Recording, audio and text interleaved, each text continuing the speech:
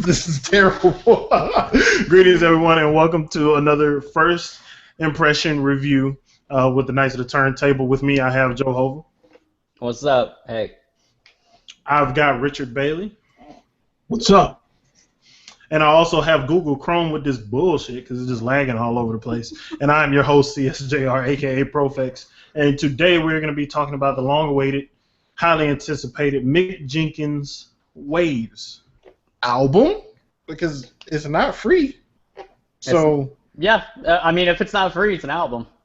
Yeah, this is an album. This is an EP, LP, EP from Mick Jenkins. Finally, after all this time, he had a few issues before where him and his crew had kind of messed up a hard drive or something, and they thought they lost everything, but they recovered it, and now we have Waves, which doesn't officially drop until August 21st, but they put the stream out on NPR. Mm-hmm. Were you about to say something, Joe? Oh no, I was just agreeing. Okay, gotcha. Word. So I'm gonna get everybody's perspective on this, kind of set it up. You know, The Waters dropped last year. My first interaction with Mick Jenkins then, and fell in love with his music then. Dude was very progressive, and his message was really potent and everything. And I've been anticipating since then because I still listen to The Waters now. But how about you two? How about you, Joe? Yeah, like I was just listening to The Waters at the gym the other day, like getting ready for this. But like that's one project I go back to like time and time again is The Waters. Like it's beautifully put together, and just the whole concept of like all the beats sound like they're in the water, and it's amazing. Yeah, and the transitions between the projects and stuff like that, and just the themes, from beginning to end, he kind of sticks to it. Even though he's talking about a lot of different things. But how about you, Rich? What's your Mick Jenkins exposure? Well, I actually did not listen to The Waters. After listening to this, I'm definitely going to go back to check it out because heard that it's pretty damn impressive. So I'm gonna have to check that out. Word up. So stage has been set. Y'all know how our introductions to Mick Jenkins fairly. Me and Joe know him pretty well. Rich just got introduced. You already know he has a glowing review coming. You can tell from that statement. But you can't really break this down into sections because it's very short. Mm-hmm. So we're just going to the full spiel with everything. But Rich, you want to start it off? How did you feel about the Waves? Okay. If I could think of a perfect way to describe this album, it has like a lot of soul, some jazz, some type of, it's hard to describe, neo soul, jazz, and hip hop type of fusion together. I thought that there were a lot of songs that he had some slow songs in there had a song in there for the women, which was good, but then he also had some songs where it's just the production on the song was just awesome. If I can give a very specific examples, I would say "Get Up, Get Down," the third track, "Slumber." That is my joint. Yeah, it's awesome. It's awesome. I mean, it's very awesome. It's fresh, refreshing to hear this. And the other joint that I really enjoyed was the track before last, "P's and Q's." Yeah. That track was awesome. So he destroyed P's and Q's, man, and y'all need to check out his Decoded for that. He did a Decoded with Jay-Z's little thing. Oh yeah. Yeah, y'all gotta check that out. It is fire. Because the video for that is amazing too. Yes, I have a vague idea how that was shot, but I'm still trying to figure it out. So cool. Like shout out to Alex Wiley because he was like in the background. Yeah, if you haven't watched the video for P's and Q's, it's on thecoalition.com, so go search it. But it's Mick walking this way and a whole bunch of stuff happening behind him this way. It's freaking awesome. It's dope. And if you can't find a link when I post this on the site in its post, if you click P's and Q's, it'll send you to the music video. And it's one of the better videos of the year. Like it's really creative. I love how they do it. Side note: drink more water. Rich said it was more refreshing. Drink more water. But I definitely co-sign Get Up, Get Down. Like, I bust a two-step out when I listen to that joint when I'm walking around. It's like I was in, like, freaking the airport 4 times over this weekend or whatever, and I was listening to the Waves a lot.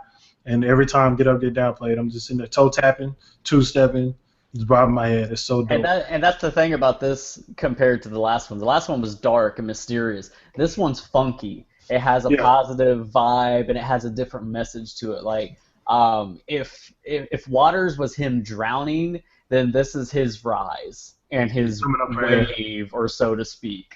Mm-hmm. Word, well put. As a matter of fact, go ahead, continue. It's on you. Get into it. I got my notes in front of me. I always have to jot down notes when I'm listening to stuff.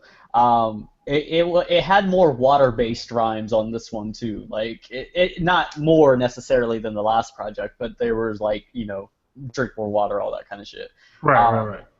P's and Q's is amazing to like have like right before the album ends, and I was like kind of like when I started listening to Perception, I was like, okay, P's and Q's could have ended it. But no, Perception is amazing as well, and that is a great way to end Waves. The only problem I had was piano.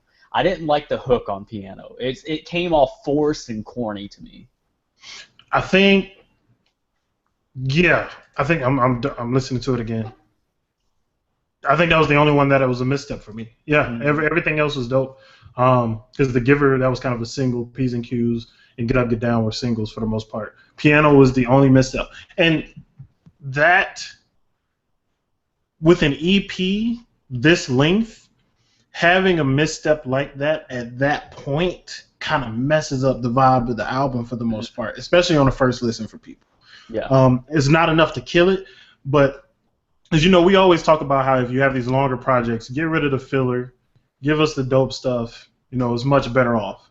But the flip side of that is when you have a shorter EP, you got to execute on every level. Because when those small things happen, they're more noticeable. They stick out like a sore thumb, yeah. And that's not to say that the song wasn't dope, because the song and the concept of it was cool. It was just the hook was just... It was kind of money bags. Yeah, like it was just, you know, it was, you know, that whole Chicago style. Yeah, and we're not used to that from Mick Jenkins. Not that style, at least. So, I mean, we can respect it, but it was so out of place, and it's dead center in the whole project, right at number 5, because you're in such a vibe from Alchemy to Your Love, especially to Your Love. Yeah, Your Love is so funky. Man, I love that song, bro. And then The Giver and Perception, you know, it's straight through, and piano is just there, just setting things off. But what were y'all favorite songs? Was a couple of them. For me, Your Love, P's and Q's, and Perception. Okay. Rich? Yeah, I'm going to have to say I enjoyed Slumber, Get Up, Get Down, Your Love, P's and Q's. Gotcha. And earlier I said by mistake Get Up, Get Down is my two-step song. No, Your Love was my two-step song. That one had the funky beat. It was that one. But Your Love, P's and Q's. If I had to pick one more, I'll go with Get Up, Get Down. I'll go with that one. And shout out to Saber. I still got to get y'all to listen to his project. Y'all have heard him on Pieces of Everything because he was on Surf. You know, had a dope verse. Y'all heard him on here. I got to get y'all to listen to Comfort Zone because I think y'all will enjoy it for sure. Just another dope-ass Chicago project because they just throwing them out there every couple months. It's something in the water. Word. They all drinking more water, man, because we got Mick Jenkins, we got Chance, we got Donnie, like the whole crew, Social Experiment. Tokyo dropped this year. Saber dropped last year. And even like the drill music, like Bibby and Herb and King L. They're getting a lot of too. Yeah, they're still getting like heavy nods on both ends. Like one, it's great. Yeah, I lean more to one side, but they're all getting shine all over the place. So, so are we in one accord with saying that piano is the only one that doesn't really carry the weight of the project? Yep. Piano it is. So obviously, I'm gonna ask anyway. But suggestions? Would y'all suggest it? Would y'all recommend it? Y'all better buy this when it drops on Friday. Yeah, only got one thing to say. I do not normally buy albums. I bought Kendrick's album, I bought Snoop's album, and I'm buying this album. So that should be enough for you to say, yeah, you definitely should invest in this project. And Rich don't buy nothing, especially not from no new artists, man. He's getting a new artist, and this is his first time hearing him. Shoot, wait till you listen to Waters, bro. I can't wait to hear what you say about that. But and I hate to put this pressure. Oh, of course, I recommend it, and I hate to put this pressure on Mick Jenkins, but man, when you make such dope music like that, I can't help but sit here and be ready for the next thing, because that's how I felt after Waters. I was ready for the next thing to come out. And that's the thing, though, is like Waters. Like the thing that with Waters is that even though you're waiting on waves and you wanted waves so bad, Waters filled that void the entire time. Like Waters is. I have this stigma of using the word classic. Waters, I think, is a classic. I think it might be up there too. I think it's up there. It was in our end of the year list. It made the end of the list for top 5 mixtapes for the year. So y'all got to listen to it. If you have not listened to Mick Jenkins' The Waters, please give it a listen. Check that Decoded for P's and Q's. Last words, Joe, Rich. So Joe, go buy it when it drops. Both of y'all missed the opportunity, man. Your last word is supposed to be drink more water. What y'all doing? I've been drinking water the entire episode. True that. Rich, what did you say? It's the little Easter eggs in the episode. Me drinking water. All right, word. You got me there. Rich. Yeah, to stay with the water theme, I'll just say this. Make sure that you take a sip. Don't look at a drink and say, okay, that may not taste good. No, actually, sit back and take a sip, and you might be surprised, because I didn't know what to expect from this, and I was surprised. Word up. Drink more water.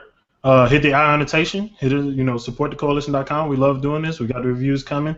There's a lot of projects for us to check out. Y'all, if you saw the Knights of the Turntable, the last issue, we went down that list of albums we haven't even listened to yet.